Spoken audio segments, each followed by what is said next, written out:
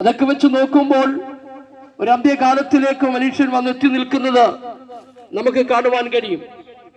വചനത്തിൽ ഇങ്ങനെ പറയുന്നുണ്ട്, ഇത് ദുഷ്കാലമാകയാൽ സമയം തക്കത്തിൽ ഉപയോഗിച്ചു കൊള്ളുവിൻ. പ്രിയമുള്ളവരെ, ഏറ്റവും അധികം വഷളത്വത്തിലേക്ക് ലോകം മാറിക്കൊണ്ടിരിക്കുകയാണ്. ആർക്കും ആരെയും സ്നേഹിക്കുവാൻ കഴിയാത്ത, ആർക്കും ആരെയും സഹായിപ്പാൻ കഴിയാത്ത ഒരു വല്ലാത്ത അവസ്ഥയിലേക്ക് നാം എത്തി നിൽക്കുന്നു.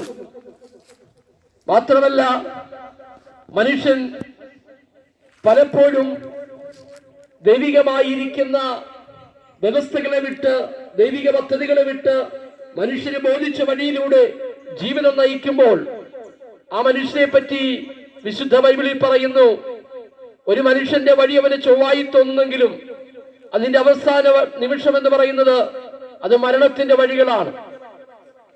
നമുക്കറിയാം, ഇന്ന് ലോകത്തിലേക്ക് നോക്കുമ്പോൾ അനേക ശക്തന്മാരായ നേതാക്കന്മാരും ചക്രവർത്തിമാരും അതുപോലെയുള്ള പ്രമുഖരായ ആളുകളൊക്കെ ജീവിച്ച്, എന്നാൽ ക്ഷണഭംഗുരമായ ഈ ലോകത്തു നിന്ന് വളരെ പെട്ടെന്ന് തന്നെ ലോകത്തോട് വിട പറഞ്ഞ് യാത്ര പോയ അനുഭവങ്ങൾ നമുക്കറിയാം.